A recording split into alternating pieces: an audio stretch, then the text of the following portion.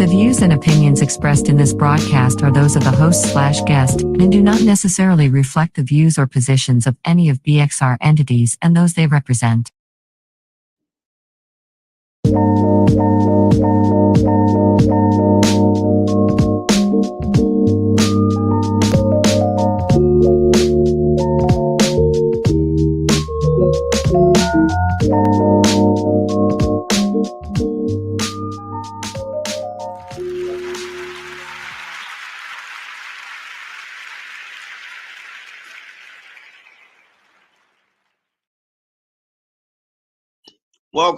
Welcome.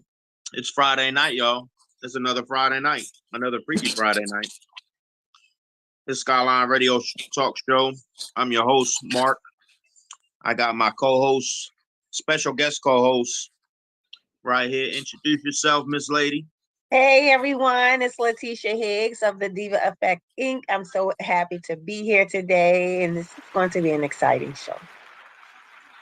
You're going to kill me. Why? I forgot to write down what I sent you as far as what we were going to talk about today. No, you did. I think you did text me about relationships, right? Right. But I forgot to write it down. Oh, my God. So you're going to have to take the lead, and I'm going to have to feed off you. I just think you saying that because you want to eat. Oh, no, you want to take that break to eat. No. Mm-hmm. I'm not hungry. Well, hello, Torrie. Welcome to the show. Madam, how are you guys tonight? We're doing good. And then yourself? I'm fabulous. I do appreciate you guys having me. This is my first podcast experience, and I've been looking forward to it. So I'm so excited. Okay. Where you at? I'm in my house, man. Where you at? We don't see you. Oh, I know. I turned my camera off. I just got in the house. You don't want to see me right now. I just came out from a long day of doing stuff, so nah, not right now. Okay. So let's get into it. I'm excited. So I'm pulling up what Sir Mark sent me, some of the topics today.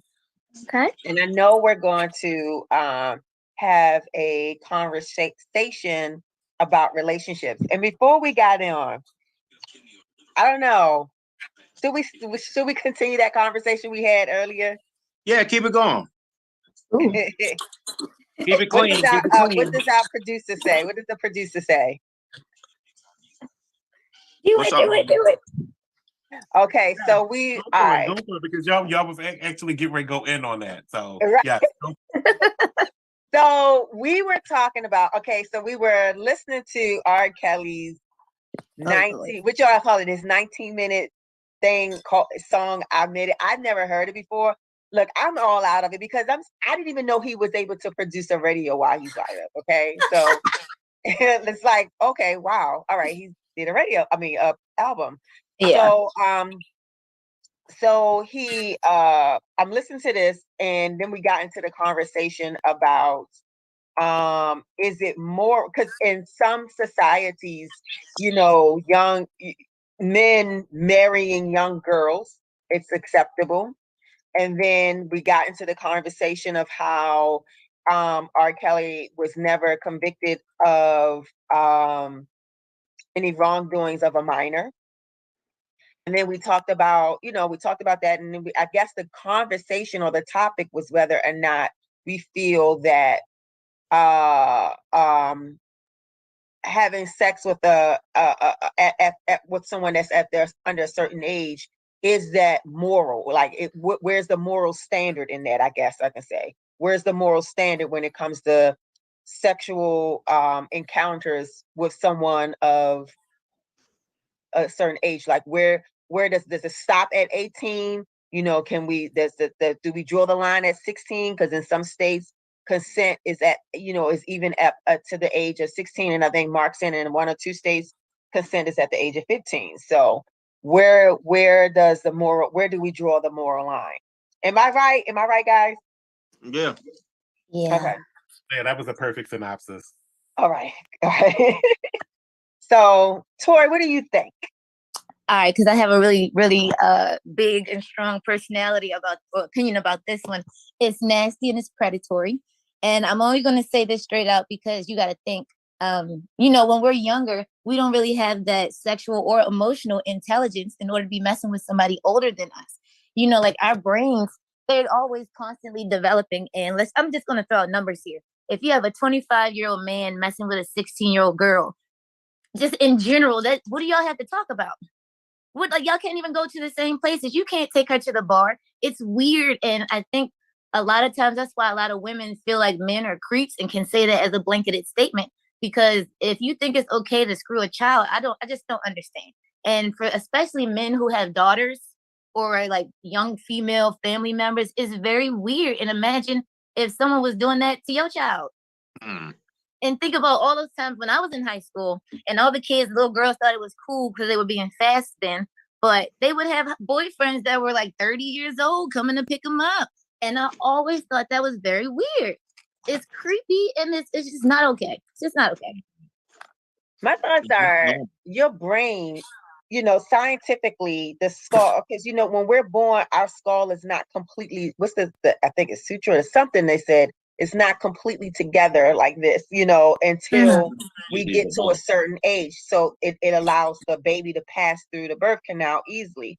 But then as we get older, our skull becomes more solid, right? So, and then our brain is not fully developed until scientifically, they say, I think around 24, 25, and the skull is completely, I can't think of the word that they said, but it's not until 24, 25. That means that, to me, when you are having sex at that early age, you know, and not having a full understanding of or having, as you said, the emotional intelligence of it, and then having a full understanding of what's happening, and your body is still developing. Yep. That means your body and your mind and your brain is developing itself around something that you still don't have a complete understanding or concept of. So then when you become an adult, your brain has now developed and skull and everything, the body has developed around misinformation about what sex is, you know. And so now that's why you have a whole bunch of adults running around, you know, being disrespectful to one another as it relates to how they treat their bodies and each other's bodies and things like that. Because when they're young, they're forming these opinions, or they're forming these experiences that their body is too young, their mind is too young to grasp. And I think you're doing it's, to me, I think it's a disservice, or I think it's just horrible to me that when we're allowed, you know, when I hear about young children having sex at such an age where their body doesn't, you know, is still developing, their brain is still developing. So for me, I just feel like the fact that our bodies are still developing, and just because, as Mark, you said it earlier, is because a girl has a period at a young age, her body is still going through still developing. You know what I mean? Her mind is still developing. She's not a woman yet because she does not have that full understanding of what that sexual experience is. You know, her body is still trying to figure out, well, what is this? You know, that's why you have a lot of these kids growing up fighting how they feel as it relates to whether or not I remember I had a student that was in 5th grade, and she was wrestling with her sexual identity so much, you know, and I felt bad for her because she was having suicidal ideations because of it. Oh, wow. You know, and a lot of it, I'm wondering, you know, this is like, I have always wondering, like, if our bodies at that young age and experiencing that, you're trying to understand your own sexual identity, and if someone is taking advantage of you, you know what I mean? How do you form a good opinion, or how do you make a good choice of, this is what I like. I prefer this sex over that sex. If someone is taking over, manipulating your body at such a young age. Exactly. And I just always keep thinking of that young lady, because at 5th grade, having suicidal ideations because she was wrestling with that. And I don't think anybody should have any, I don't care what age, whatever they choose to, whatever sex that they choose to, that they're attracted to. I just think it's just sad that she had that, they had that identity crisis, because of whatever she was going through. But I just imagine if someone, having their body manipulated by an older person, and they're still trying to figure out, what do I like? What do I prefer? That's just me. That's my thoughts. I know I said a lot. Mark, what do you think? I'm curious as the man on the Yeah, call. so you over there chomping down. Yeah. It's sad how society is. It's sad how society doesn't accept it, but accepts it. Look, me and my brother came up not sheltered, not nowhere near close to being sheltered. My second family, my brothers and sister were not sheltered by far. But we weren't out here doing things that we weren't supposed to do. Now, none of us are from a broken home, and I'm tired of everyone trying to blame it on a broken home. So what you're saying is, whether the man's in the life or not, whether the mother's in the life or not, or whether they're both in the life or not, there's not a strong man and a strong woman in that child's life that can't raise that child the way that child needs to be nurtured as a child becoming a man or woman. You know what I'm saying? Like, I can say whatever I want about my son's mother, but I'm not going to. For what? If he asks me, I'll answer him. I'm not going to sugarcoat it. I'm not going to lie. For what? Because at the end of the day, he can find out whatever. I call them my step twin daughters. If they wanted to know anything, I would tell them if I had the right. I always picked and choose my battles with them, because at the end of the day, they're not my kids. But their mother will tell you to this day, and she's probably going to shake her head yes if she's on here listening, they still my babies. And every time I talk to her, I ask her, how my babies? If I could go back and change life, I would have done things differently. But that's neither here nor there, and not what we're talking about. So we're not going to go there. But like, I had a neighbor, 12 years old, had a baby. So what the hell was she doing at 10, 11 years old before she even got pregnant? You know what I'm saying?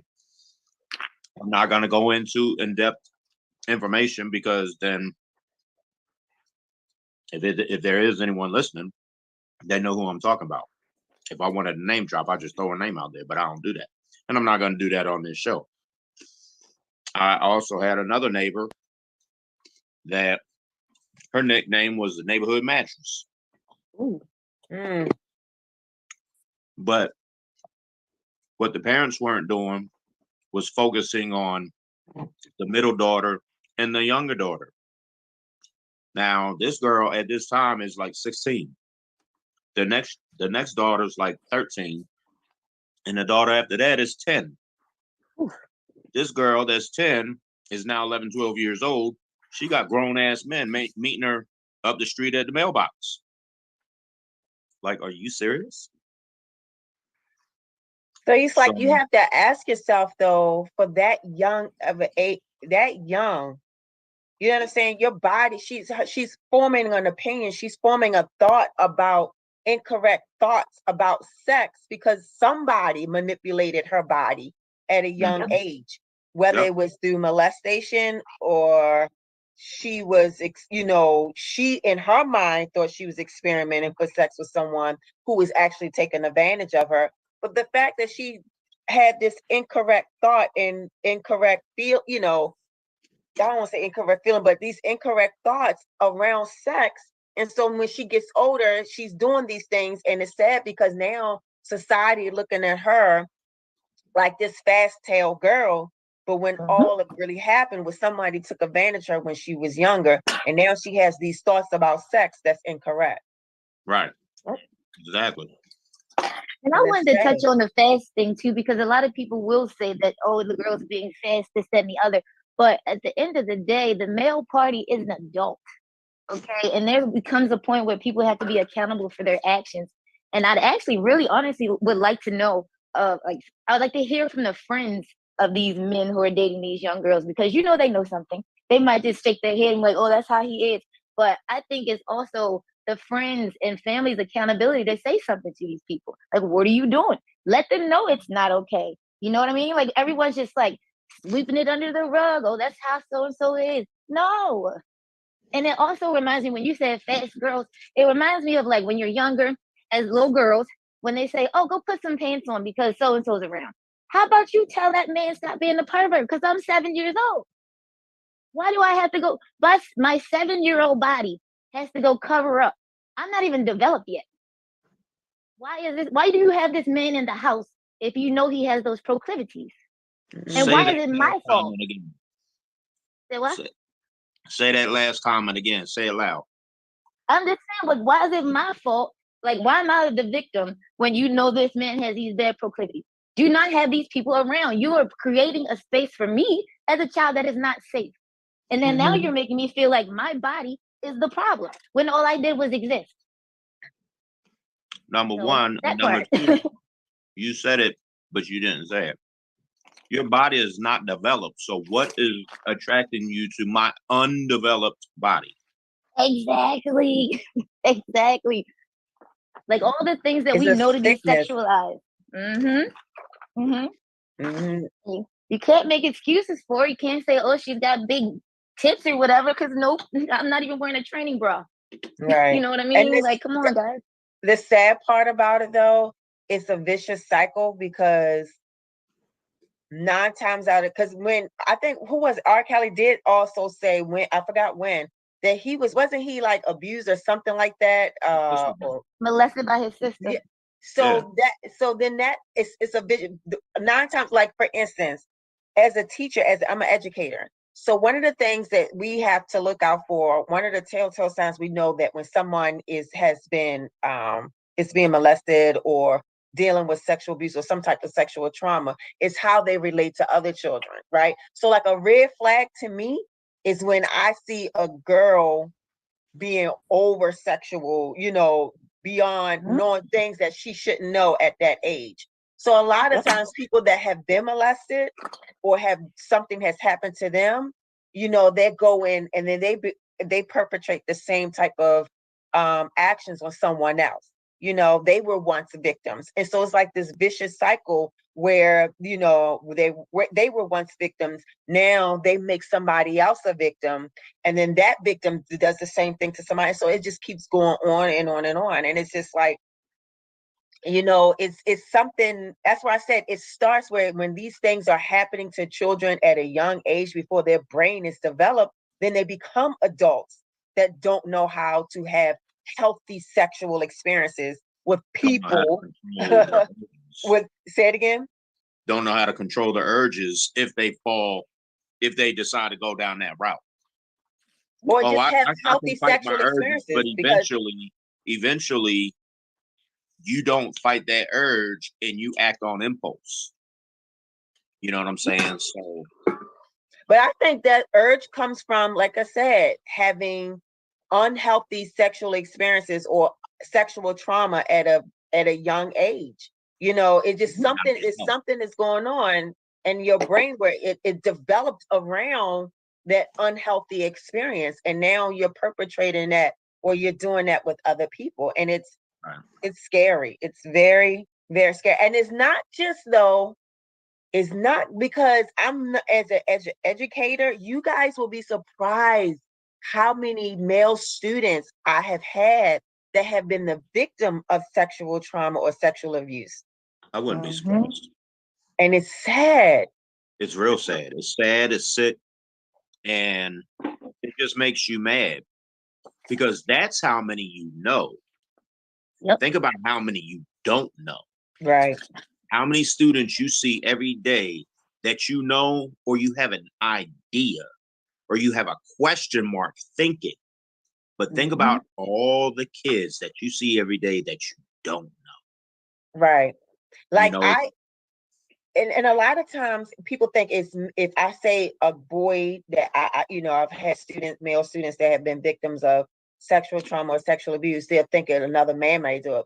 But in many cases, it was another woman. And like, I've met guys that, to me, and this is what I don't get. I've met guys where, for whatever reason, women get to me, they like to, they tell me all their whole life story. I don't know if I'm that person where they feel comfortable with doing that, but I have met many men that they, at one point, they were womanizers, or they went through a lot of women. So the first thing I asked them was, how old you lost your virginity? And they're talking about 9, 10, 12. And I'm like, what? crazy. And I'm like, could you even get it up? Like, really? But then they tell me it was to someone that was like 16, 17, 18. And so then I'm like, this is why he is the way he is with women. Because it's, but to his boys, oh yeah, you the man, you know, you had this older woman, this, that, and the other. To his friends, that's a big thing, that's a good thing. But if it was reversed and that happened to a woman, you know what I mean, we're going to look for that man and want to put him in jail. But where are these women that need to be in jail that's having sex with these boys that's too young? Exactly. I'm so happy you said that. I'm so happy you said that. Because a lot of the times people don't touch on that at all, and the women are equally as nasty as the men. Okay, we're not gonna pick sides on this one. Everybody's nasty in their own way. We just need to keep that in mind. That's all. Yeah. It's so sad. It's almost even worse, I think, when women do it, because in my opinion, like you just said, it's like a vicious cycle. But I feel like those women who do it have been a victim themselves. So now it's like you're doing it in a weird way. Now you want to have this control over these young boys. Like today, I was talking to a friend, and he said he went to a club he shouldn't have been in at the age of 16, and he told the women there how old he was. And for some reason, him telling the truth made them want him even more, which is very strange. And they were sexualizing in the sense they're saying, oh, my baby wants another drink, my baby this, my baby that. How odd. Wow. That's very strange. And buying him drinks? Yes. Wow. Bumping this boy full of drinks. Like, they need to go straight to jail. That is not okay. Because we conditioned. Yes, because we conditioned, society is conditioned to make it seem like it's okay for men, for boys, to be able, in their mind, it's like the boys, it's good for the boys because they having that older woman experience. But no, it's still wrong. It's still rape. It's still wrong. There's a certain level of trauma to it as well. Yes, and it affects and that's why you end up having women that, go through things with you have men that, end up being womanizers and things like that, and don't even understand why they're doing these things to women. Because these early sexual experiences that, society told them it was okay, was actually sexual trauma. We got to stop labeling things that is actual traumatic, labeling it as a good thing, like, labeling these early sexual experiences for boys. Oh, that's great, he lost it. No, that's his body wasn't ready for that. His mind wasn't ready for that. I mean, I can't tell you. I mean, so many guys that I know that have ran through women, all of them had very early sexual experiences. And I'm not saying that with every guy they're going to had an early sexual experience is going to, run through women like that. I'm not saying that. It just so the people that I've met had very early sexual experiences. But that was I think that was a really deep. We got real deep on that one. What y'all think? I wanted to touch on one final thing if we're about to change the subject, but when you mentioned earlier about how, you know, it's accepted for an older man to be with a younger woman in other countries, even if you just take that, there is no logical explanation for their pairing other than for her to procreate, right? So it's been made a sexual situation from the jump. They are not in love. They don't have anything in common. She is literally there to most likely be that man's like servant, to wait on him hand and foot, and to bear his children at age 12. And that's a problem because yeah. A lot of cases, these girls don't want that. That's why a lot of them don't want it. A lot. I mean, when I look at documentary and different things, they don't want that. You can see, and if they don't want that, they look so miserable. Yes, I mean, you have a 12-year-old, you about to get married to a 50-year-old, like. She said, and he just looking at you with hungry eyes. Yes. No thanks. So I got one for you. Let's lighten it up. Let's lighten it up a little bit. So one of the topics that Mr. Mark sent us, Sir Mark, who's grubbing down, deep conversation starters for a couple. Deep conversation. Like, I guess what you're asking is, what are some conversation starters to get started deep? Well, how deep do you want to get in when you first start in when you first meet someone? But it says for a couple. You saying for a couple, or are you talking about when you first meet someone? We can do both. What you think, Torrie? Well, see, I have opinions on both ends because I'm a weird dater. Like, I like to get stuff out the way real fast.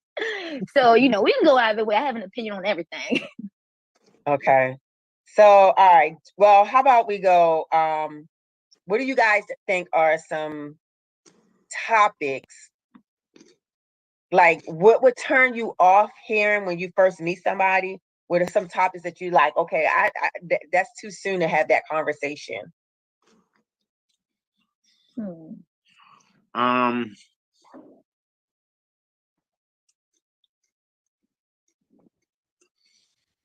Come on now. I'm gonna say moving in. I'm gonna say moving in. Moving in with someone. I recently had this chat, and mind you, I've only known this dude for a week, but he is completely smitten. However, I don't believe in doing anything like that until we are in love and this, that, and the other. Just because my space, my home is very important to me. That is where I lay my head. That's where I get my peace. Now, I just met you, I don't know how well you can provide peace for me. So unless I know that, until I see how you live, you can't come up in my space, and I don't want to be up in yours. Because half the time I do enjoy being alone. I am one of those people who is very content with myself. I could be alone for days and not have a problem. Okay. Now, as soon as, no, for real, you know me. I can be up in there, mind my business and not talk to nobody and be chilling. But if you come in my space, I don't care what you do. You could look at me wrong and I'm ready for you to get the hell out. So like that's, no, really, because you know I'm finicky. So I need to make sure that you are the person that I can see myself with. Like, if I can't fart in front of you, you cannot be up in here. You know what? Speaking of fart, I know this is changing a little bit, but y'all, I can't do that in front of a guy. The only person I've ever done that around was my ex-husband. And let me tell you, I have had bad stomach cramps because I will hold it in. Better not hold that. You end up in the hospital. I don't know why I can't. The only person I've ever felt comfortable around was my ex-husband. That was the only person. I wouldn't do it unless it was an accident. But like when you sleep, you know, you eat too many eggs. You just don't know. You just need somebody to be cool about that if it happened though. But guys, they be blowing out like your second date. Oh my God. And I just stare at them real hard. That means I'm comfortable around you, girl. I'm like, no, that's nasty. It's too soon. That's a deep conversation. It's right, too that's soon. a deep conversation. Yeah, that's too soon. I'll let it come out quietly, but I'm not gonna hold it. stomach problems run in my family. The only thing that I feel uncomfortable, not saying I won't do it, I try to hold it, but the only thing I feel uncomfortable is if I'm at your house the first, second, or third time. Because once you hit the third time, you no longer a guest. You know where everything else, everything is. Just ask, and I'll let you help yourself. But the only thing I have a problem with or feel uncomfortable with before the third time I've been to your place is if I got to do the boo-boo. If I got the boo-boo, we got a problem. You better go to the gas station, homie. Now that I just be like, look, I leave. I'll be like, I gotta. Oh, I forgot. I got something like, I gotta go ahead and do something. Like I'll make up something. That's so true though, because you just don't do that, and then you're gonna end up in one of those weird situations where you either can't flush a toilet, they ain't got no toilet paper, just something weird. Yes. So, not the move. So when you were talking about moving in, right? So how soon is it how early is it too early? Am I saying it right? How soon is too soon? How soon is too soon to move in? No, to have a conversation about sex. Immediately. Yes, because How I'm the type of person. Too soon? I don't think I ever had. Too soon. It's never too soon. So even like on the first conversation? Yeah, let's chat.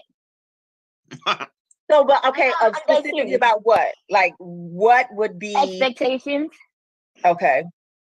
Because I'm telling you, I'm very straight up. I'm very straightforward. I don't like to waste my time or my energy with anything. Okay, so I think it's better to get it out the way. Like if first day, if I'm talking to somebody and they're like, "Oh, I'm a virgin," you gotta go. We can't have this conversation no more. We can't talk no more because that's wasting my time. You know what I mean? I like to get it out the way. Like if you're a vanilla person, still, I can't talk to you, wasting my time. I'm very chocolate. You know what I mean? So as long as we understand that we're at least on the same level and know that our sexual life will be fun, or at least something that we can grow and make it fun, then cool. But if it's not, you gotta go. Okay. What about you, Mark? I agree. I mean, who the hell gonna buy the I don't think I've ever in life had a conversation regarding sex before having sex. I've had conversations about sex after, whether it be the first or the 10th time. We've had them conversations after the fact, but I don't think I've ever had that conversation before the fact. Okay. It's more pertinent for women, honestly, because I think we care more about catching a body than most men do. It means more to us to have someone inside of us as opposed to getting yourself inside of someone. Well, I'll speak for myself. I feel that way. What's your thoughts, Mark? On what she just said, what Torrie just said. Say it again, Torrie. I'm basically saying that I think women care more about catching a new body than most men. When you say catching, what do you mean by catching anybody? Oh, I mean, I'm sorry, have sex with a new person. Oh, I'm sorry. I'm old, so My opinion, that's a catch-22. True. I'm not most guys. I'm not the typical guy. I'm not the average dude.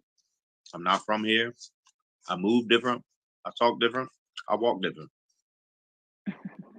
I was single for 14 years. 13 years, almost 14, when I met my ex. And if she's listening, she will agree. We had issues. We didn't have arguments and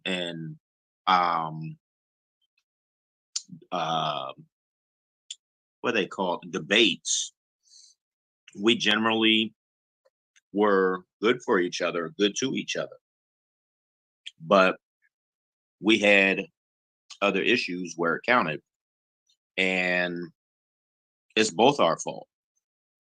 Because I don't think either one of us were totally honest with the other one. It's not it's not what it was the abundance or lack of the of. On different scenarios. Me being single, I was a little selfish. I loved her. I loved her wholeheartedly. I didn't think I'd ever love that hard again. I loved so hard that it hurt. But that's Geminis. You know, we love and we love hard. But you know, it's like when I met her, we had a connection. I saw something in her that caught my eye. We hung out, we had good conversation. We were at an event. I'm not gonna say which one, because then I'll be name dropping. Not physically name dropping, but you know what I mean. But you know, we had a lot of fun. I enjoyed her time, her company. I learned a lot from her as a woman.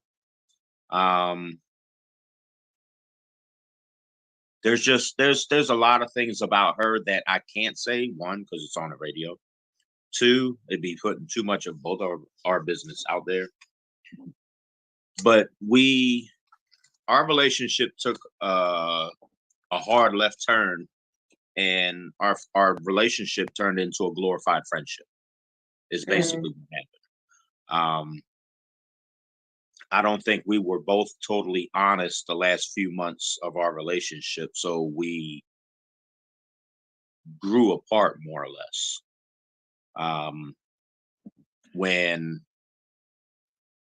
When I found out that we were in trouble, that's when I tried and tried and tried. But it was already too late. All we were pretty much doing was wasting each other's time. When she wanted to call it quits, I should have said, all right, it's done, it's over with. You didn't know you were in trouble before then, though? Like, nah, because love makes you do dumbass shit. What they say, love makes you do some dumbass shit. And when you're not paying attention, you don't see the red flags. But again, I'm not going to say it's all her fault. I'm not going to say it's all my fault. It's mutual.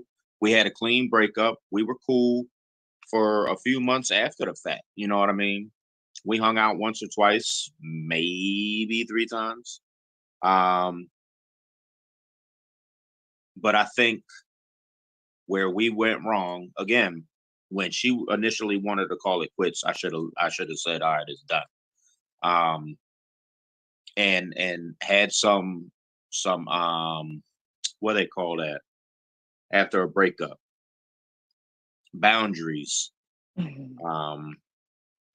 Immediately put up some boundaries.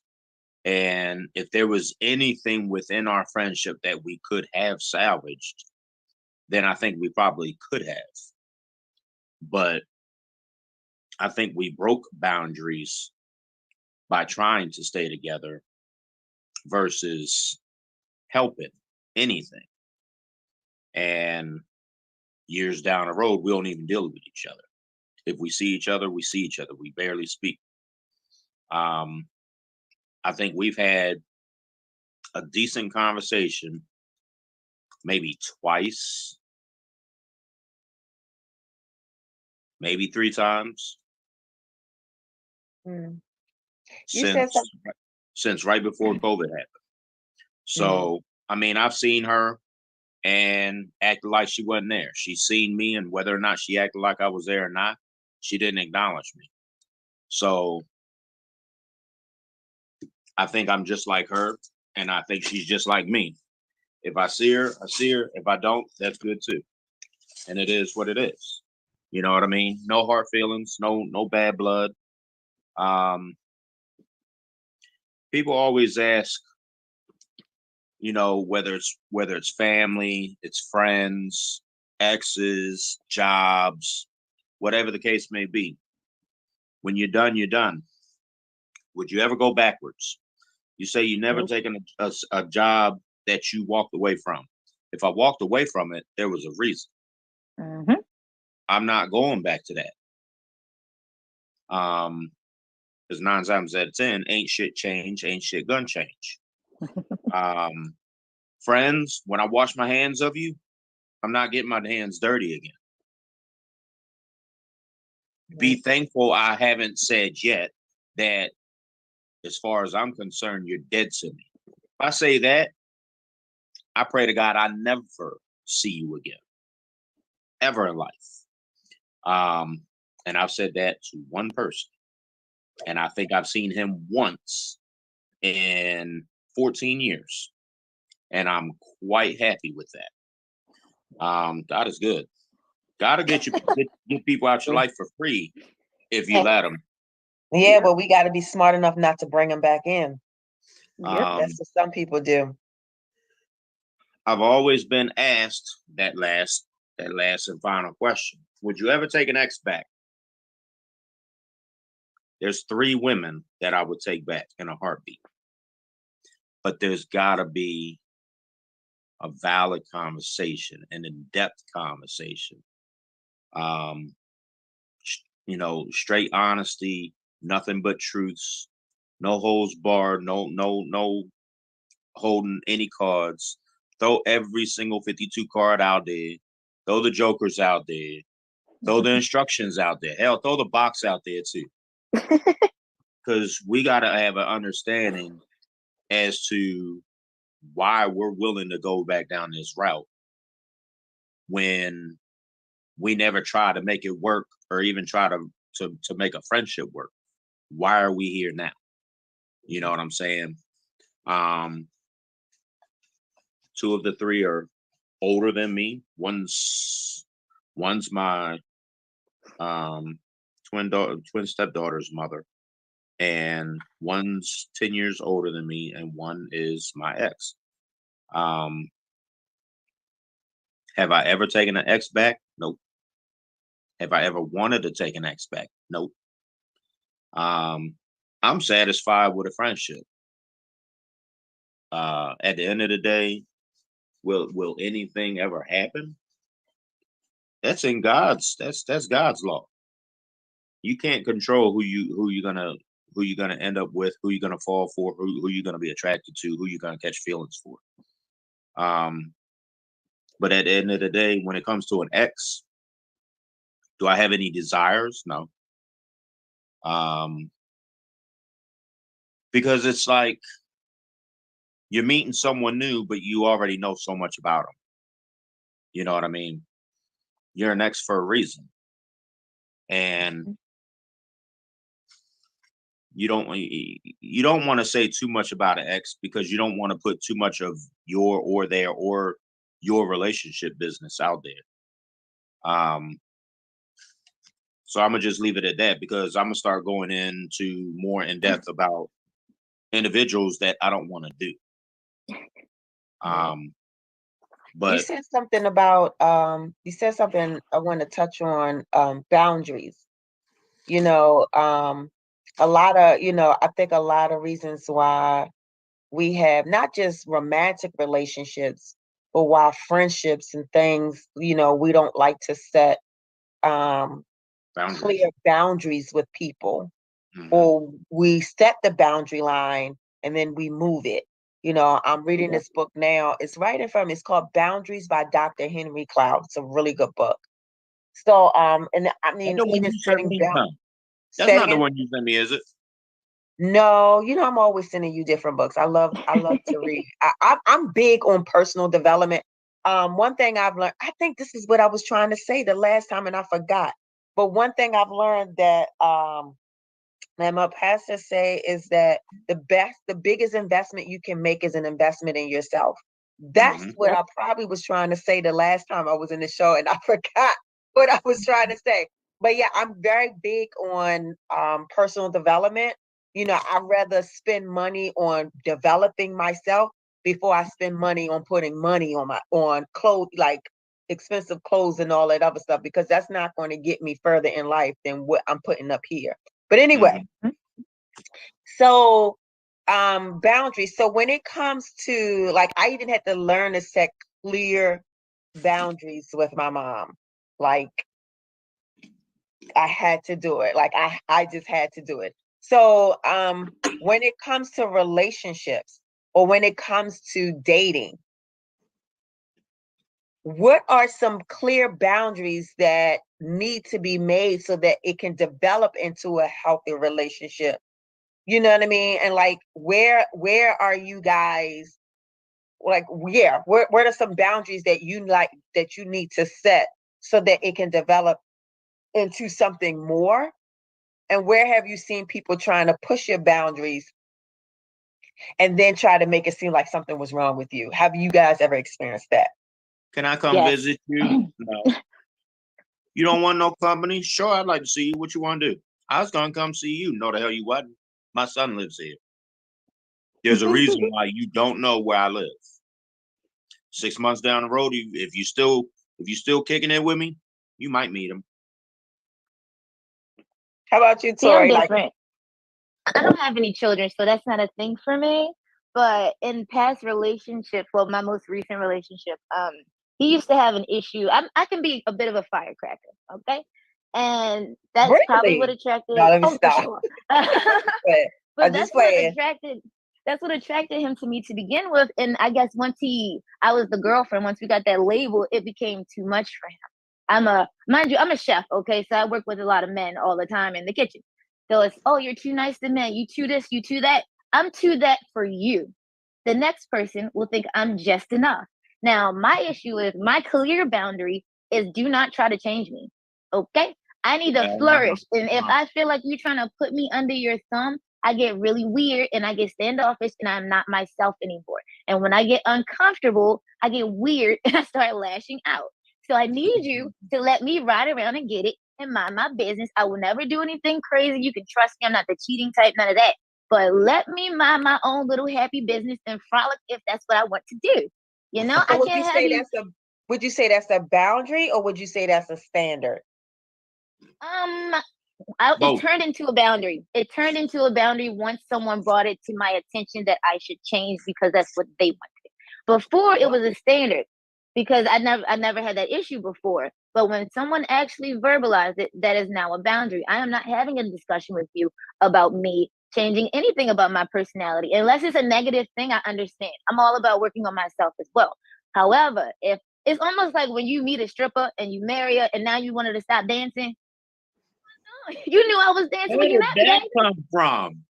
I'm just saying, it's showing how like I'm just giving you an example of how people will meet you where you are, and then as soon as you get that label, they want to change you. I don't like that. Because now I'm turning into something you're trying to create. You're creating a perfect person. And clearly, if I wasn't that person before, I'm not perfect for you.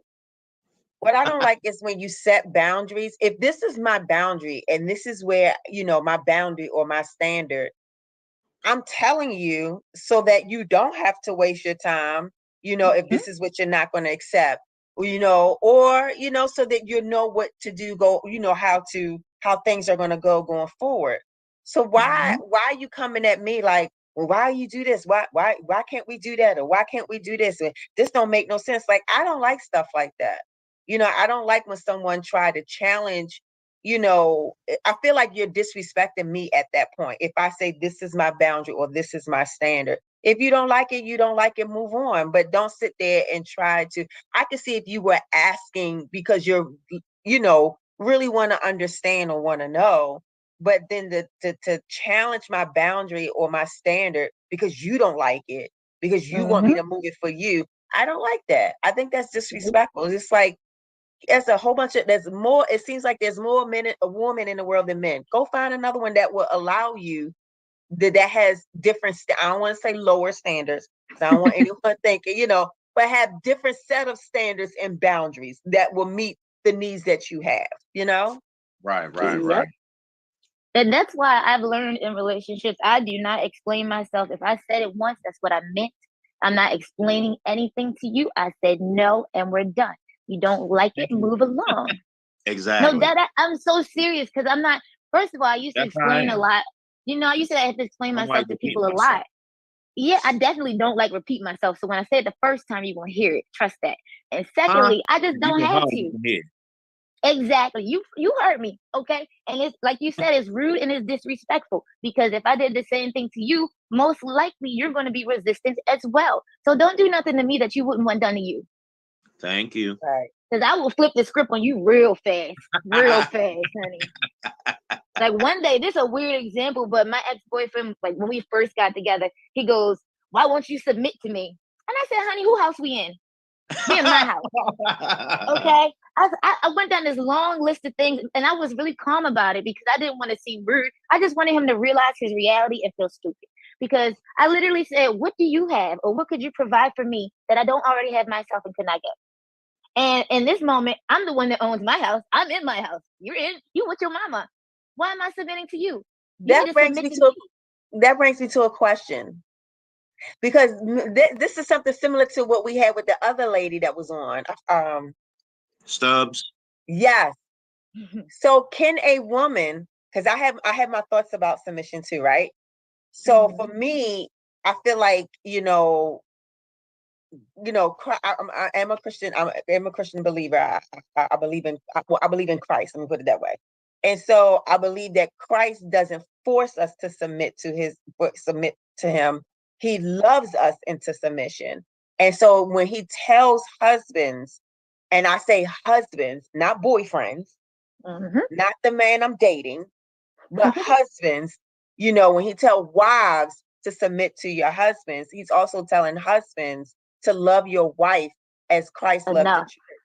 And so he's saying that he loved the church into submission. So a lot of men will say, "Oh, this person, are you loving her into submission?" Not only that, are you that person that she can trust to lead? Because to me, a woman will easily allow a man to lead. Yep. If she can trust his leadership. If your woman is not allowing you to lead, then that means she is not trusting your leadership. And you need to ask yourself, why is she not trusting your leadership? And then she needs to ask herself, if she doesn't trust you to lead, why is she even in that relationship? Because I'm not going to be in a relationship with someone that I can't trust to lead. You know what I mean? Because honestly, as a woman, I'm ready for you to take the lead, like, because I got a lot of other stuff going on. But my question I want to ask is, for a woman because I hear a lot of that from women that have their own. Is it more difficult? Do you find can it be more difficult for a woman who's very independent and have her own thing to submit? And I say that loosely because I just feel like you cannot, I'm going to submit to my husband, not a boyfriend. Is it more difficult for her to submit to someone when she's the one who's the quote, the breadwinner, who he's, they're in her house, they're, like you said, your house, you have all these other things going on. Is it difficult to submit to someone like that? Well, I'll take it from what you said. In order to submit, you have to create a lovely path for me to follow. Okay, I'm down for submission. Like you said, I get tired of doing everything all the time. Please take this from me so I can focus on other areas. Let me be soft, okay? But I do want to say that there are different areas of submission, and I think a lot of times people get hung up on the actual word and its definition. We should be interchangeably submitting to each other. Now, if I make more money than you, that's fine. I'm not even concerned. I knew that going into it. Okay. I knew this. But at that point, I need you to just not act like you the man of the house. You're not giving me that. I'm not going to disrespect you. But don't sit there and be like, "Oh, you going to cook dinner? You going to do this?" Help me. You know what I mean? Be a partner. Don't make me feel like I am your servant. I would love to submit to a man.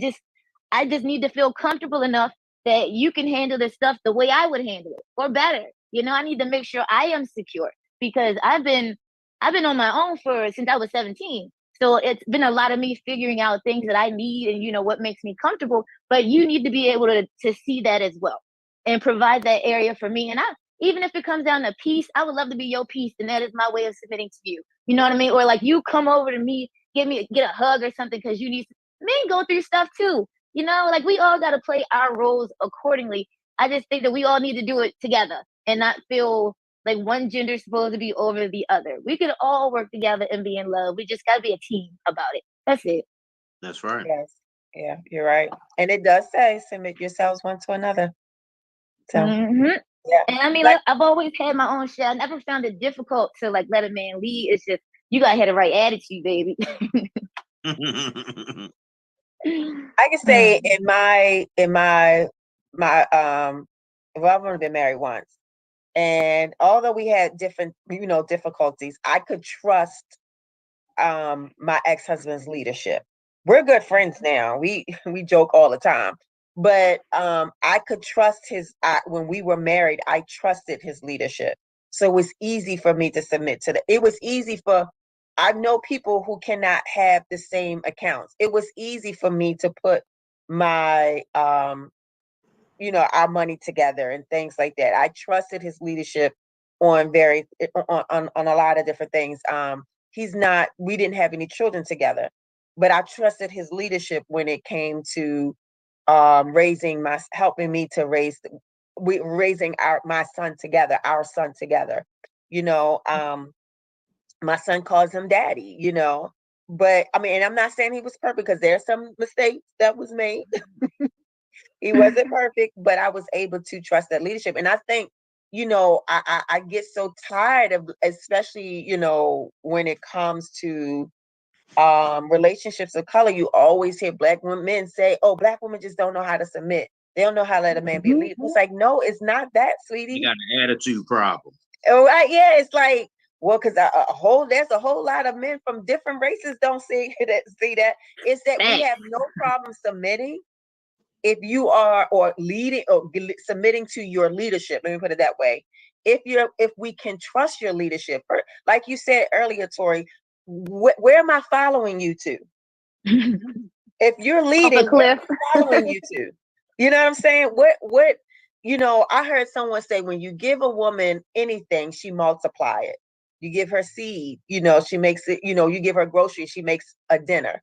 A man gives her seed, she makes a baby. You know what I mean? So that's the thing. So I'm here. What are you giving me to follow? What are you giving me to make? If I'm your helpmate, what am I helping you with? You know what I mean? Like, come on, what am I don't want to sit here and just twiddle my thumbs. If I'm a helpmate, what are we going to be doing together? How are we going to empower it? How are we going to build our empire? I want to know, what am I following?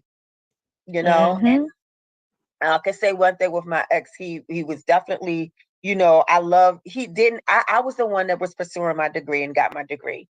He just had his high school diploma, but this man was working his butt off.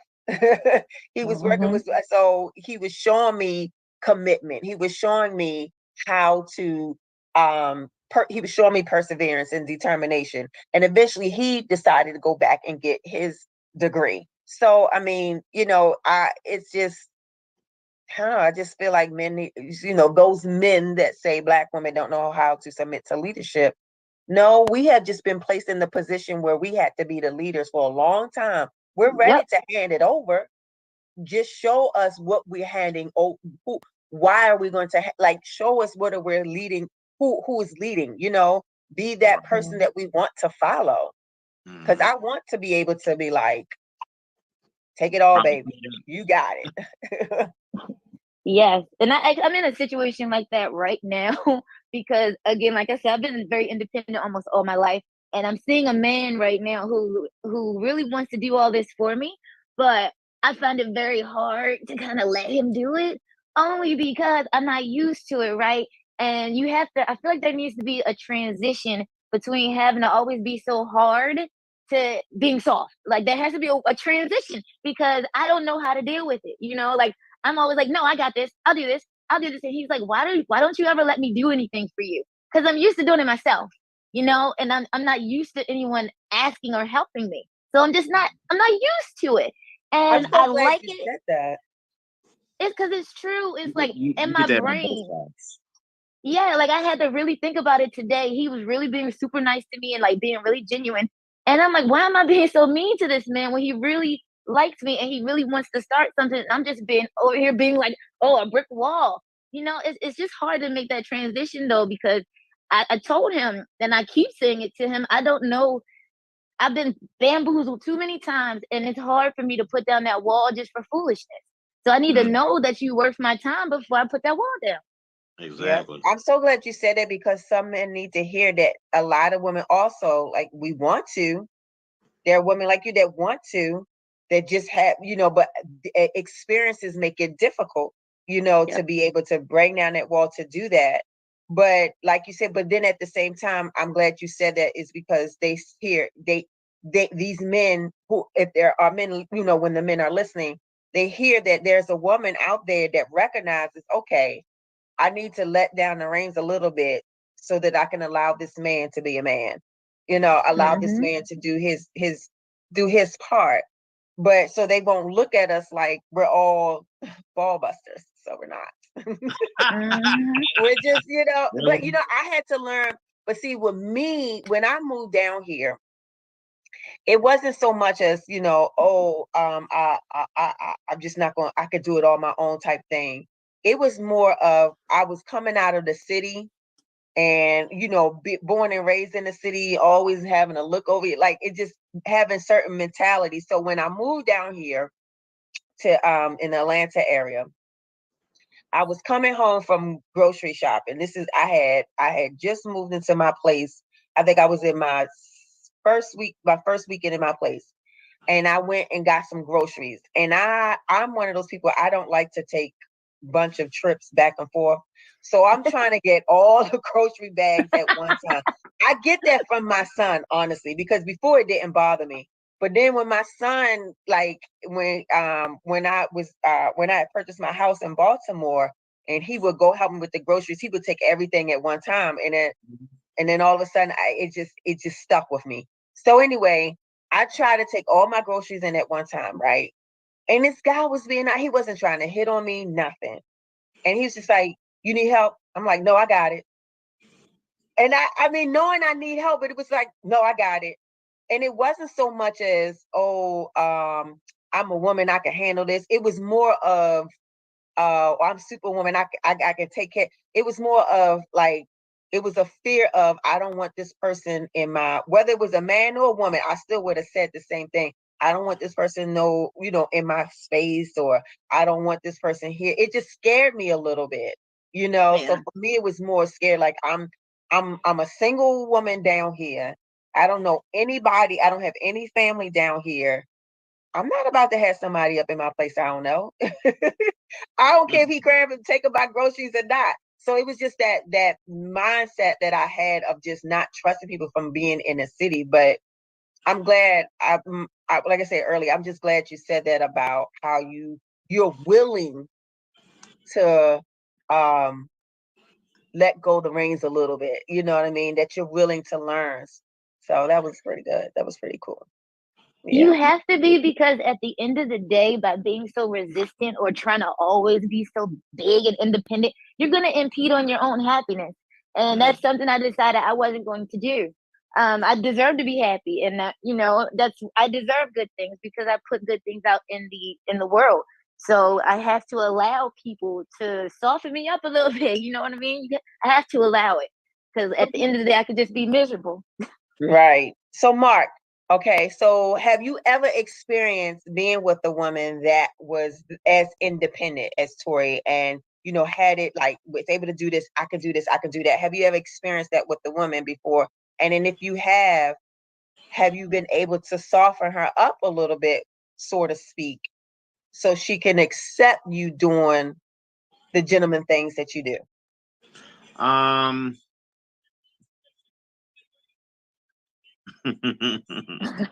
Uh-oh.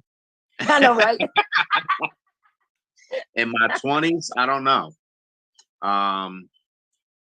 My ex-fiance was fabulous. You know what I mean? She had 2 jobs. She was going to Bowie. So, what little bit of time she had, we made the best of it. It's like my ex used to say, date night. You get it in when you can get it in. And just because you're a couple don't mean you still can't have date night. My parents are 75, 76 years old. Guess what? They still have date night every Friday, every Saturday. They about as cute as a button. They make me sometimes. But, 75, 76, they've known each other 73, 74 years. They've been together they've been married 53 years, been dating for 55, 56 years. So they've been all over the world. My dad's retired Navy, 23 years. I mean, they've lived the life and still live it. They're both retired now, so all they do is relax and travel. Relax and travel. In my 30s, I don't know, because I was single. For the most part, my 20s, I know of, outside of my ex-fiance, I know of one.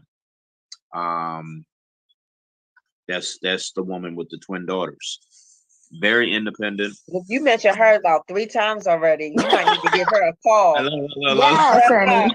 You might need to give her a I call. had to think for a minute, and I was like, wait a minute, the girls. So yeah, in my 20s, outside of my ex-fiance, I would definitely have to say her. Having not one but 2 kids at the same time. Yeah, you have assistance with your family, but you're pretty much doing everything independently.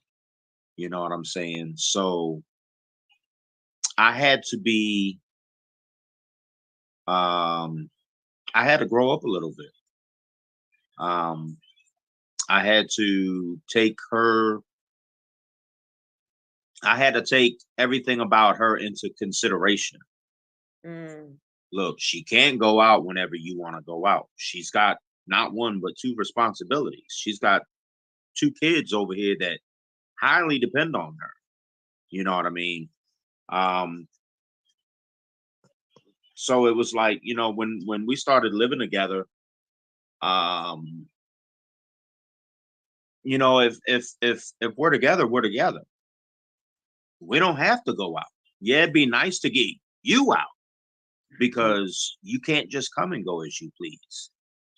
As far as like going out, having one-on-one dinner, or going out for a drink, or going to a party. You know what I mean? You can't just up and go, because. So how did you get her comfortable with like letting go a little bit, letting go a little bit to trust you, to trust you enough to do like the guy things that you do in a relationship? Like, how did you soften? I hate to say that, but soften up. I wouldn't say soften her up. I was just, I guess, real, honest. Put her consistent, maybe. Took her thoughts and her comments into consideration. I try to be like that with anyone that I'm interested in, because at the end of the day, it's not just about you. It's about the other person. The only thing that I've ever disliked from a woman, and I've only had one ever say this: I can't date you because I know you too well. Is that a bad thing or a good thing? That was probably a commentary on herself, because I've said that, maybe not those exact words, but it has the same intention behind it.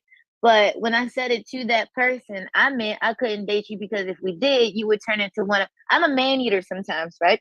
So I know that I don't want to treat people certain ways. I know it inherently.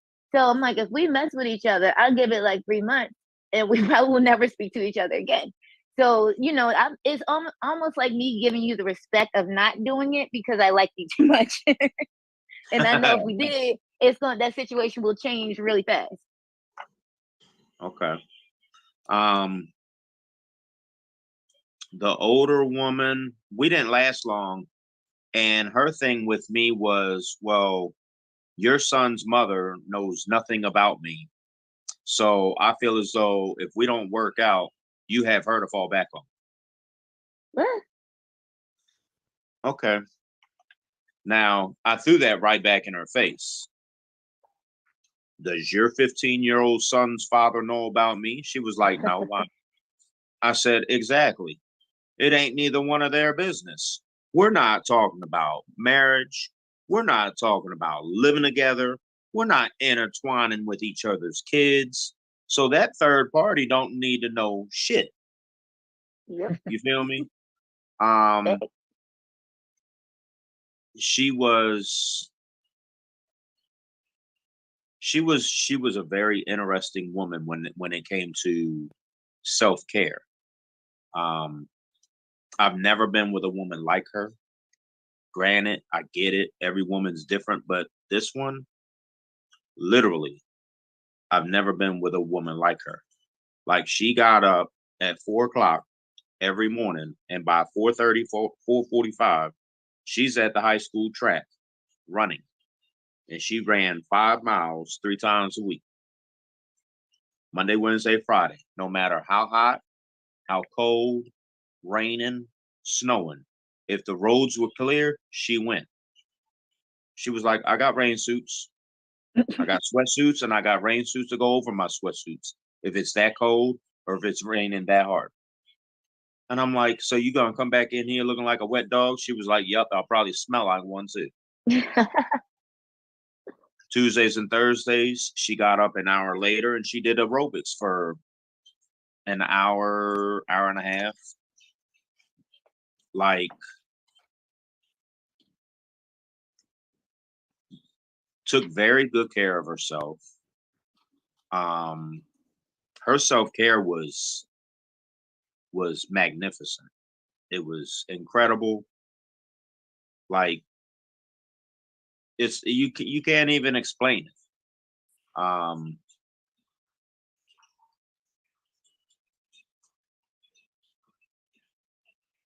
Had a pretty strict diet, not 100%, but I'd give it a strong 85, 90. You know what I mean? Like, I'd be like, babe, you got any snacks? She was like, yeah, go look in the refrigerator. Okay, there ain't no snacks in there.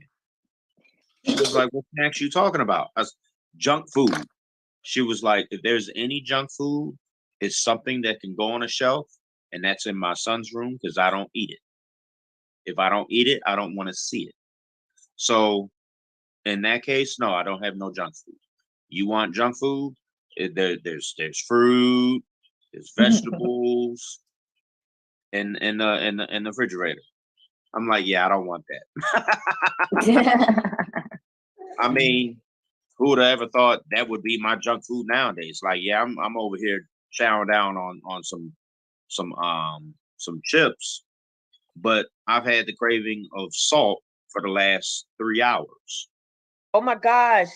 Now that I'm older, and once I got into my, I would say about 40, 42, 42, I've been craving salt. I used to crave a lot of sugary stuff, but now it's like all I want is just salty. I don't know what is that. I'm Because we're about to about the tell you. same age, right? When look, that's real rude to ask a man his age.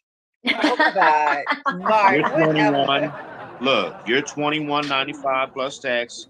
I'm 29.95 plus tax. Okay. Anyways, when you have cravings for sugar or salt, that's a correct me if I'm wrong, but if I'm not mistaken, that's your first signs of dehydration.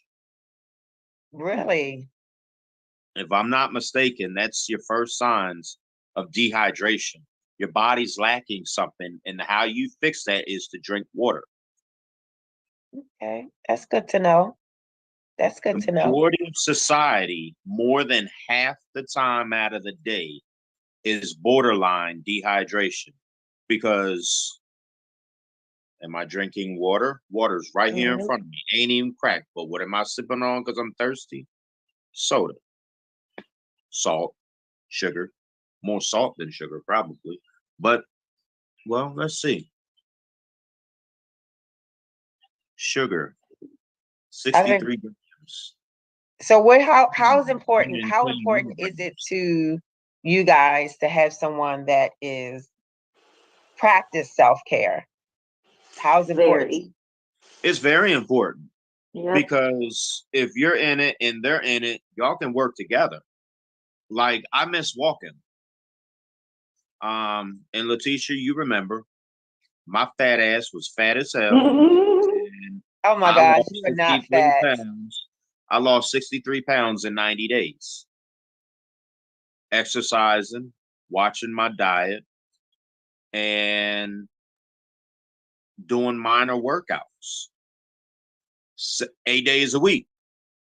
Like, I literally would walk from North Ave to Power Plant back to North Ave. What's 2.5 hours out of my day? If I got the time, why not do it? You know what I mean? So that's one thing I miss about where I used to live. That's one thing I like with being in the downtown area. You can walk anywhere forever. You know what I mean? Like, if I'm hanging out in Fells Point, I'm walking to Fells Point. If I'm hanging out in Mount Vernon, I'm walking to wherever I'm going. I love walking. It's exercise. It's outside of swimming. It's the best exercise you can do. Have you ever had you done any exercise? You know, both of you guys says self-care is important to with the person that you're with. Have you guys ever like done any? What are your thoughts of having like exercise dates with that person? First of all, as long as we ain't going to the gym, I'm with it. I think a gym That's where you exercise, Mark. Date at the gym. I had a date at the gym and I loved it. I really loved it. I don't want to do a gym date. I really liked it. I really liked it. I would be all over it because I love going to the gym. You want to ride bikes. You want to go hiking. You want to go walking. Hey, I'm with it. You know, if y'all get this app called All Trails, have y'all heard of that app? Nope. I have not. I love that app because no matter where you are, like I used it in Maryland and when I was living in Baltimore, and I used it down here. But All Trails will actually give you a location of different hiking trails or trails that you can go hiking in. And I didn't know there was one in Towson that was like beautiful, beautiful. I went out there on a very hot day, but it had enough tree, but it had a lot of trees, so it had a lot of shade. And and it was very beautiful. So y'all should check that out. It's called All Trails. All Trails. And it gives you different and it's a great place to go, like it's a great app to use to find hiking. So speaking of that, what are some great first dates? Like, I'm tired of, let's go out to eat first dates. Like, I want something different. Where I'm 44 years old. I know I'm 45 and I look good. I'm lying. But no, I'm 44. Like, what are some great first dates? Let's give these men and women some great first dates. No dinner dates, like no, let's go to dinner, like something, but and not a movie either, because like, how can you get to know somebody at a movie? Hold that thought. What's that app again? All Trails. He's so late. I know, right? Hey, look, you just doing that. I just saw a pin. So, because it only came, and the only reason why I'm asking about great first dates, because I'm thinking, hiking is a great date, a great first date, because you're walking, you're getting some exercising in, you're seeing, you actually, the only entertainment you're getting out there is you and that person. So you guys have to have a conversation with each other. And by the time that trail is over, you have decided whether or not, this is not going to go into a second date, or it is gonna go on to second date? Not a lot of guys would say this, but go on a picnic. Oh, I love picnics. You know, I ain't been on a picnic since 1994. Take your you know, I'm serious. I have gone. Okay, listen.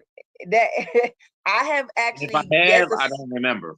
But you got to take yourself. There's a park not too far from where I live. It's a small park, and I will go get my little Starbucks matcha green frappuccino grande, and then and I'll get like a little cake or whatever. It's not a whole picnic, and I'll get a couple of books and my blanket, and I'll sit out there, and I just enjoy it. I just enjoy it.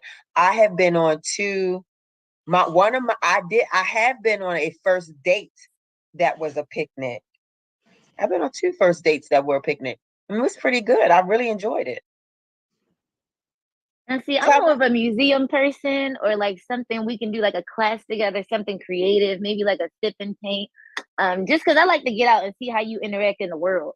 You know, that's how I know if I want to deal with you, and see how you interact with the people around you, and see where your culture is at, you know, where your mind is when you see these things. I like to mess with a person who has some sense of culture. Like, you know, you like art, you like things that are much deeper than mumble rap and stupid shit. You know what I mean?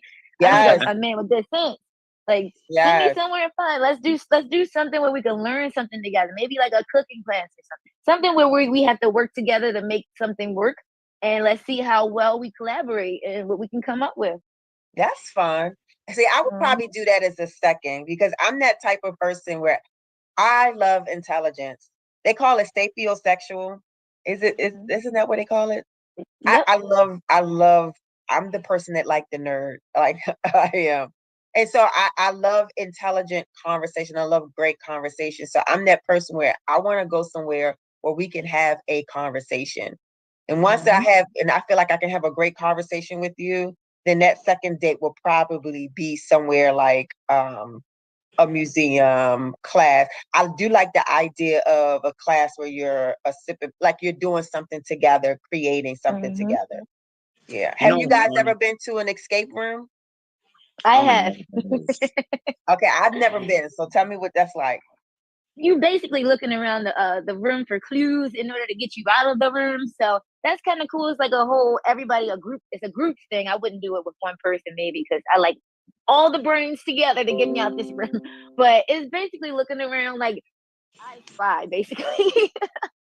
But it's a cool thing to go. But an even cooler or a different idea, you ever go to a rage room? A rage, so rage room where my son's ex-girlfriend, I think she paid for him to go to a rage room. So it's like this room where you just like trash stuff. Yeah, you have a bat, you have a golf, whatever it is, and you just break whatever you want. Oh no, I'm good. Right? Why wouldn't you do that? Because then I'm gonna mess around and get mad. Right? What you gonna get mad about? It's rage. I know, but you just get it all out. Like you go in there and have fun to just destroy whatever. You want to go there. You're gonna go. The purpose is to get it out. So, all right, the purpose of the rage room is to get it out. So you're gonna go there instead of getting it out. You're gonna go there and get mad. Keep that tension. Yeah, basically looking all crazy. Right, and come back out. I mean, I guess you got a point. I had a date at a gun range. I had a first date at a gun range. Oh, see, nah. Kill that. But that was my first time at the gun range. And let me tell you, at first I was scared, like I was nervous. But when I went on ahead and when I shot the first time, it felt so good. I'm not gonna lie. So I was just like, you know what? I don't think I need to get a gun because I might be like, I might enjoy it a little bit too much. Yeah, shooting people for no reason. I enjoyed it. I'm telling you. Who the Now, hell are you looking at? my son is 25, and he knows how to have good first dates. He took his one girl on a first date to the Baltimore to the one of the Orioles games, and that's definitely somewhere we can, because it's baseball. You know, it's like you Got a lot go miss to talk too about, much. 'cause that could be a So that's long, time to drawn out talk. game. All right, it's definitely time to have a conversation then. I will say this: I've always wanted to go on a date, and this is my fault because I'm the one that picks the date. But it'll be really cool to go to like a spoken word or like something where you can have a little bit of competition, like a arcade. I love video games, so you can always find me at an arcade doing something crazy. But I think that doing something competitive with a person shows how they'll react to winning or losing anything in your relationship, right? Now I know I'm always planting little seeds with people just to see what's going to happen, and I would never ever continue dating someone who on that first date, if he lost the game to me, got petty about it. We got to stop, because that's a massive red flag. Oh yeah, that's It crazy. is a massive red flag, because you know, if you ever succeeded, if you made more money than this person, if anything, you got a promotion and he didn't, he's not going to be very happy for you. And even though it's a small thing, it's a very small thing. It's playing a video game, but it shows you so much. It does. It does. It shows you so much. Yeah. You got any more first date ideas, Mark? I'm not gonna say it was a date. It was something to do, but what? That's what a date is. An idea for a first date would be to do the paddle boats. Oh, that's nice. You gotta work together. You gotta communicate, because we out here. How we getting back? Facts. You gonna be going in circles in the middle of the harbor. I like that. Now, what do you guys think of the whole dating? Like, one of the things I love it. I've heard someone say, dating is gathering data. Yep. What do you think about people who multiple date, like date more than one person? Like I'm a person that for me, if dating is gathering data, before I settle on who I want to date exclusively, I'm going to date different people. And I would see guys get upset with that. You're single, you can do that. I was about to say the same thing. I'm seeing one person right now, but I am dating a couple. Shout out to y'all. But like, I'm done. No, but I'm done. I'm telling them straight out. I really will. I'm telling them straight out. Look, I'm single. You single. You can do whatever the hell you want. Now, the only thing I think that you really need to do is be very open about who you're sharing your body with. Exactly. Like, you can literally go out with anyone. Yeah, you can go out with anyone. You can eat with anyone. That's cool. Your partner, whether it be one or more. Exactly. You gotta have that respect for them. You gotta have that respect. That's the only time I get mad. But you gotta have that respect for yourself. Yep. That's the only time I would get really irritated, because I always tell people, even if I was, let's say this man I'm seeing primarily was my boyfriend, and he said, hey, I want to go screw someone else. And I know that would probably piss off the average woman, right? But if he was man enough to come up and tell me that, was honest enough, I might give the boy a pass, child. But you know what? On that same, I might, because I love the honesty. I don't like being deceived. If you lied to me, you ain't got to do nothing else. I will never speak to you again. But I might give you a pass, but on that same token, I'm getting one too. Oh, so like, I don't think you're gonna take that pass then. Well, you know what? Guess what? If I can't have one, you can't have one. So let's stop talking about it.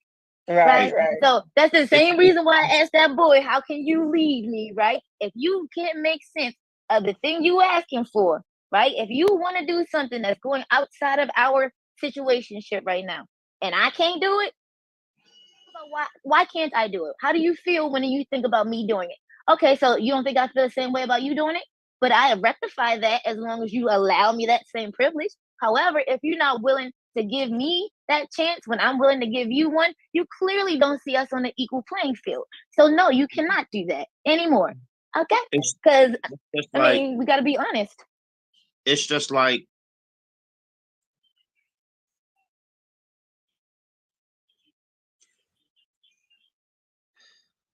We're not gonna talk about that on Don't the hurt record. yourself there. We're not, we're not gonna talk about that one on the record.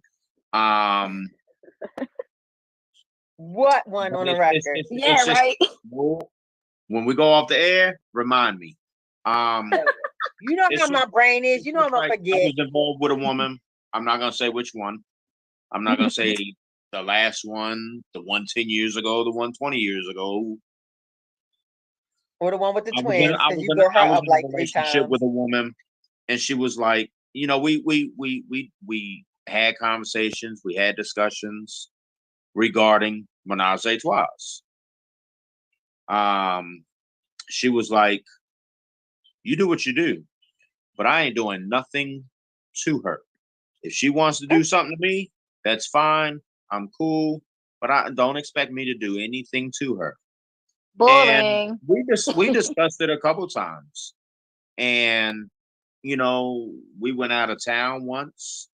Well, more than once, but this one time we went out of town. We went to the strip club for the sole purpose of getting a stripper.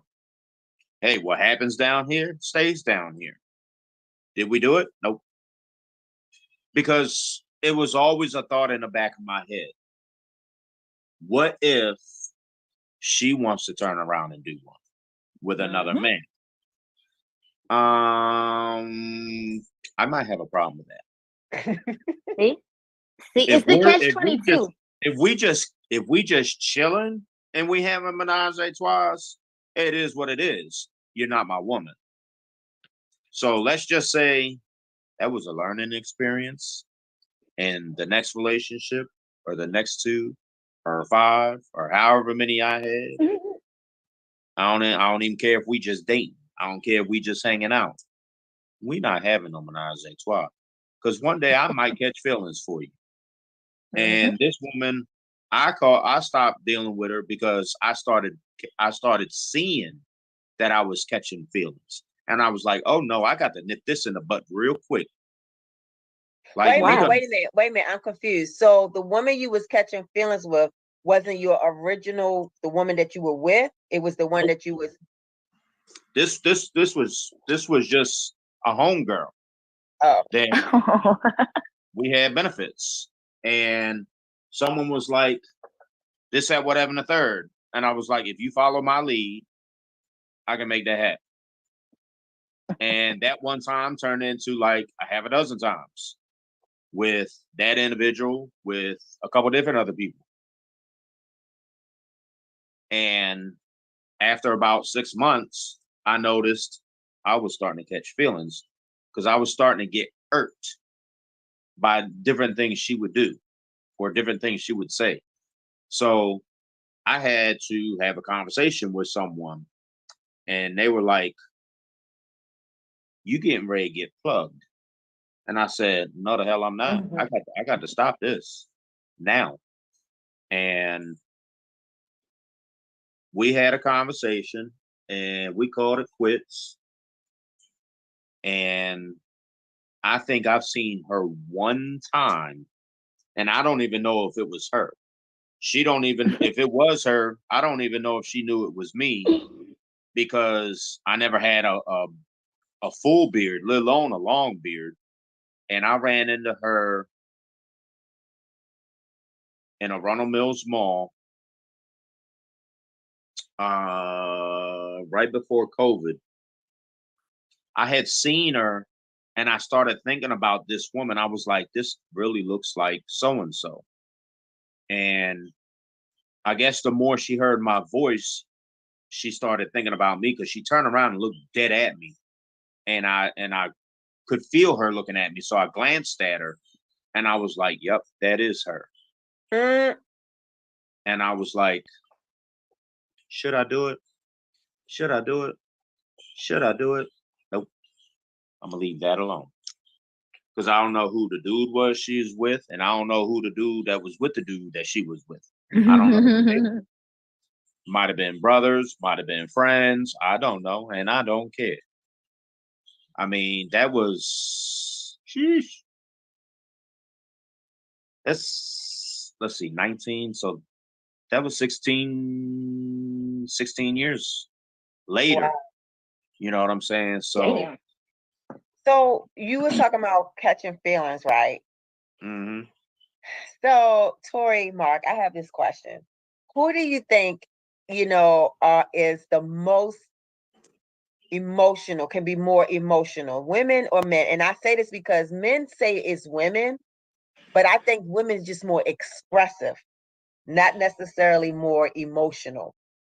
Because Women are more expressive with feelings because they're not raised to hide feelings. Men are raised to be hard, be strong, hide your feelings. You're not a man if you crying. Look, look, ain't it's okay to be not okay. If you got to cry, damn it, cry. It might make you feel better. I'm just saying. Um, I mean, look, when you hurt, you hurt. And we've all been hurt at least once or twice. And when it comes to love, love hurts. I don't care how you sugarcoat it. I don't care if you're a man. I don't care if you're a woman. I don't care. Love hurts. But love makes you do a lot of good things, but a handful of bad things too. And it ain't gotta be this or that with bad, if you're supposed to see signs and you're not reading them because you're blinded, you're gonna do some dumb things because you didn't see that sign. You know what I mean?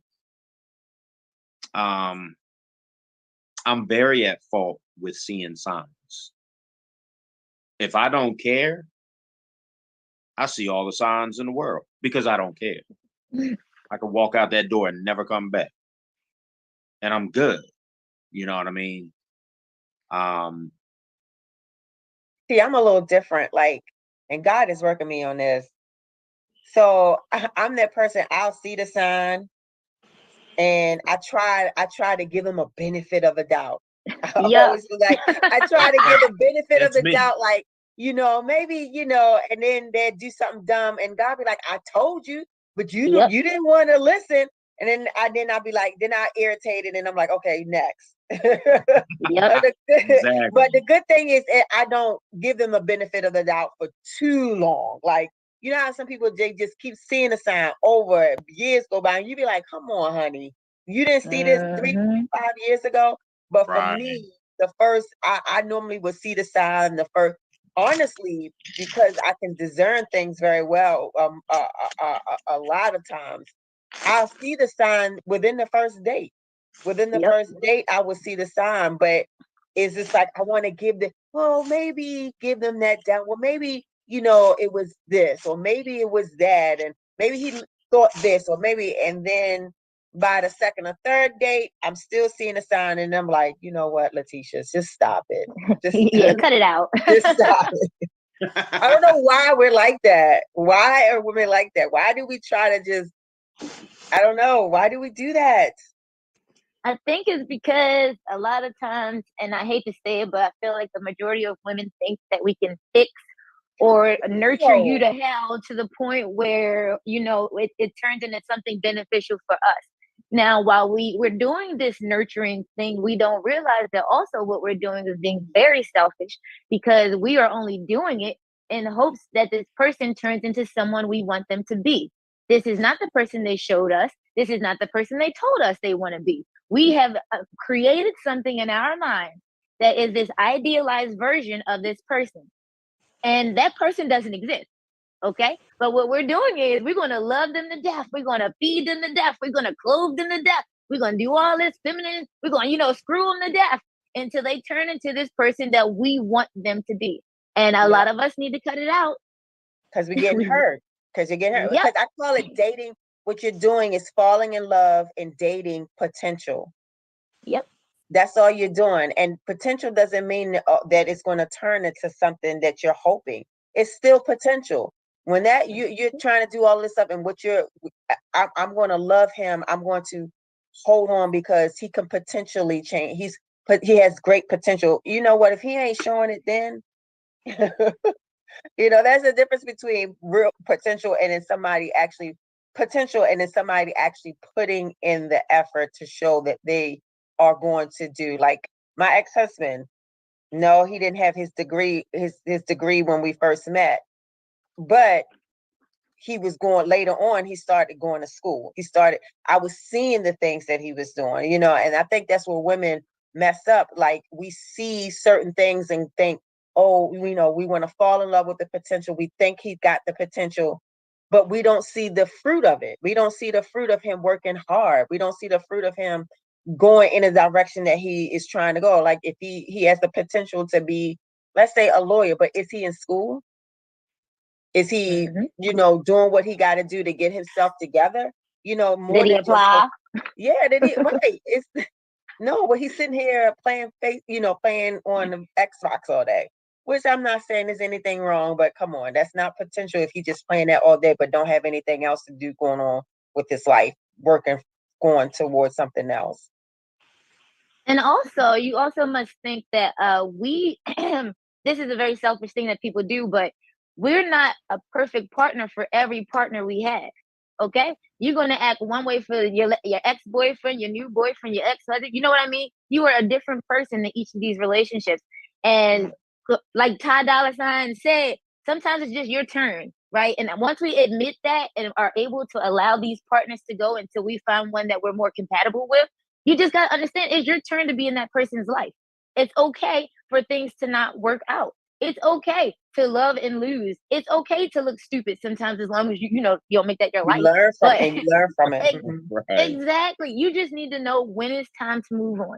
It is okay. Like that's life, And if the person I've been with ain't making me happy, no, I ain't trying to fix you after 5 years. You didn't show me you don't want to be that person for me. Why am I wasting my time? I'm 33 years old, sweetheart. I know that I ain't old, but it ain't young. Okay? Right. And I don't have the patience. I don't have the patience to have my time wasted. I think that's how old I was. I was in my 30s when I realized, like, I am not trying to fix someone. I'm not trying to fix, especially because as a mom, you know what I mean? I don't have time to try to fix someone when I got my own child.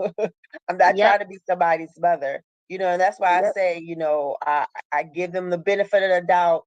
And I need to stop that. After the first date, I need to be like, you know what, I'm done. But I be trying, I'm serious, but I give them to like the second or third, and then it's like, oh God, I can't. Nope, I'm good. Yep. I really can't. And Is it then that bad? son, yes, because like I'm at this age now where what Torrie was saying about, trying to fix and all that stuff is not, she's done with that. I'm at that age where what she's feeling is magnified. It's magnified. Like you just like, oh my God, my patience, because it's like I'm in my 40s and a lot of guys, and they see where a lot of guys that I'm meeting are either my age and maybe like up to 52. But then I'm also, what's strange, I'm also meeting a lot of 30 and 20 something year olds. So anyway, I'm at the point where it's just like, I don't have time. Like there's certain things I want in my life, and I'm looking for someone who's aligned where I know my purpose. I understand my assignment, and I'm looking for a partnership. You know what I mean? I'm not. Right. I don't have time. If I want us out, you can have your own thing, and I have my own thing, but our own things would work together to form a purpose in the earth. You know what I mean? And so that's what I'm looking for. I don't have time for foolishness. I don't. There's, life is too short. People say, yeah, just life is just too short. And I don't feel like wasting it, but it's not. Mr. Producer, we got to get ready to go. Are we good? You got about 5 minutes. He said we got 5 minutes. I don't have time to waste my time. Yes. Yes. If do you think it's with our age, though, Mark? then I'm game. But if you're not, then what are we doing? Right. If we're together and you're questioning me 24/7, if you don't trust me, why the hell are you with me? Exactly. Who got time for that? Yes. If I'm not questioning you, don't question me. If I'm checking in with you, if you don't want to check in with me, that's fine. I get it.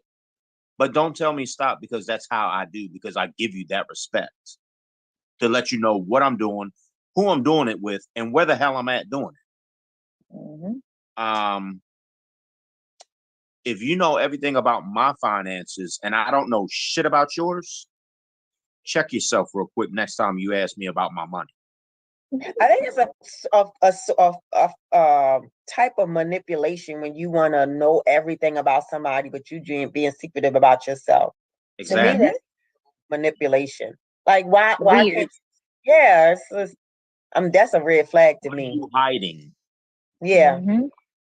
You know what I'm saying? So honesty is the key to everything.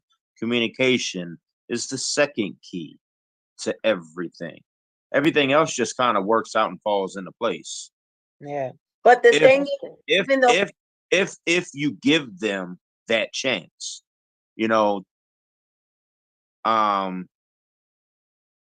you're like, you know, after the first or second date, I'm like, nah, I'm good.